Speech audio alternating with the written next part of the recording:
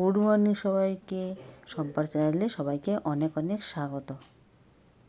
দেখো আমার চান হয়ে গেল, এখনও অন্ধকার হয়েছে, এখনও আলো ফোটেনি, দেখতেই পাচ্ছ। আমি উঠোনে আছি, জামা কাপড় মিললাম, চান করেছে, চলো ছেলের খাবারটা বানিয়ে নিই। কিছু আজ ভোর ভোর কাজে এসছে। আমি দেখো রান্নাঘরে চলে এলাম। রান্নাঘরে এসে ময়দাটা আমি থালাই করে নিয়ে নিলাম, একটু ময়দা দিয়ে দিলাম। আর দেখো ময়দাটা আমার মাখা হয়ে এসছে। ময়দাটা মেখে আমি রেখে দেবো এখন।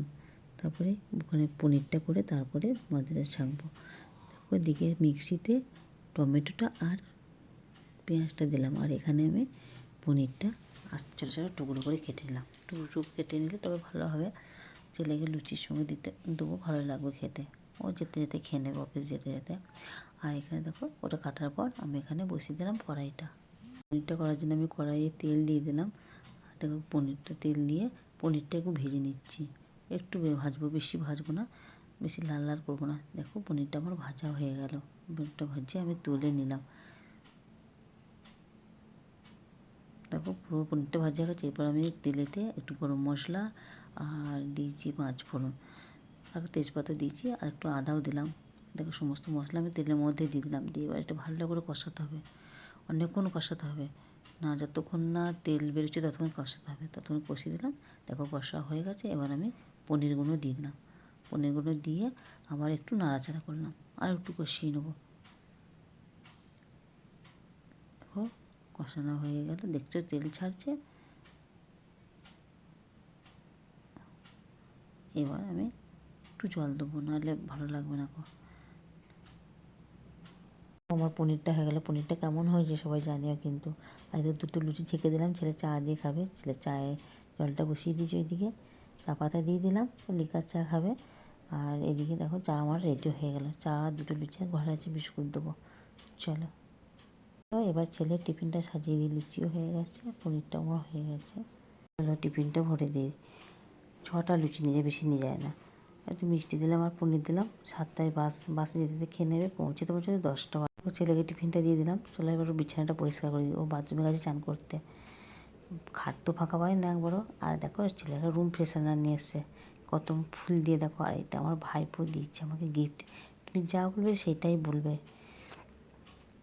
চলো আমার বিছানাটা গুছানো হয়ে গেল, সব গুছিয়ে দিলাম। আমার ওয়ারটা পরানো হয়নি পাশ বালিশে। আমি ছেলের ঘরে বসেছি, ছেলে রেডি হয়ে গেছে, কিন্তু বাসের থেকে এখনও ফোন আসেনি। বাসে ফোন এলে তারপরে বেরোবে। ছেলেকে বাসে তুলে দিয়ে আসি। দেখো চলে এলাম ছেলেকে দিতে, বাসে চাপাতে। বাড়ির সামনে তো, ওই জন্যই আসি আমি। তা এখনও বাসটা আসেনি।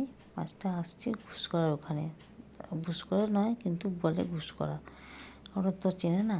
তা আমরা এই রোডটা বেরিয়েছি, আমি এখানে রেখে দিয়েছি। এখানে আমি থোরটা রান্না করবো। থোরটা সিদ্ধ করতে দিয়েছিলাম, দিয়ে দেখো ছাঁকতে দিয়েছি, জলটা ঝরুক। আর দেখো আর দেখো কড়াই বসিয়ে দিয়েছি। কড়াই আমি লঙ্কা, তারপরে গোটা জিরে দিয়ে দিয়েছি। আর এখানে দেখো মশলাটাও দিয়ে দিলাম। মশলার মধ্যে শুধু আদা আছে আর জিরে বাটা আছে। এখন তো হলুদ দিতে পাবো না, আর একটু লঙ্কা দিয়েছি। ভালো করে মশলাটা কষাতে হবে। তারপর দেখো আমি থোরগুলো দিয়ে দিলাম। থোরগুলো দিয়ে নাড়াচাড়া করতে হবে ভালো করে। নাড়াচাড়া করতে করতে তারপরে একটু জল দিলাম। না জল দিলে ভালো সিদ্ধ হবে না। দেখো আমার থোর রান্নাটা কেমন হয়েছে। আর তোমার দাদাভাইকেও খেতে দিয়ে দিয়েছি।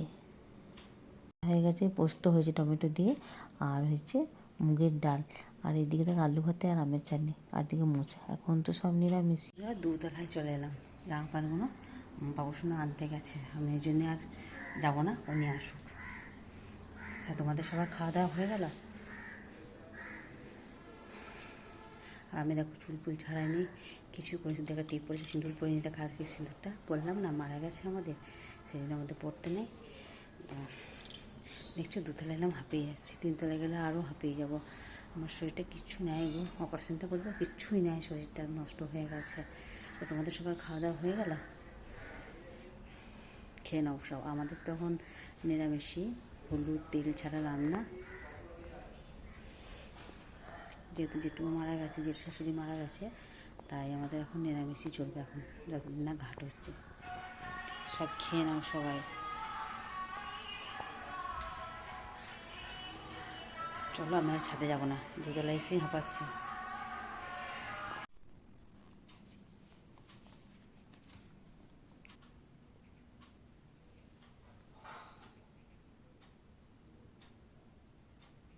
রাত্রির জন্য দেখো পরোটা হয়েছে আর আলুর দম হয়েছে।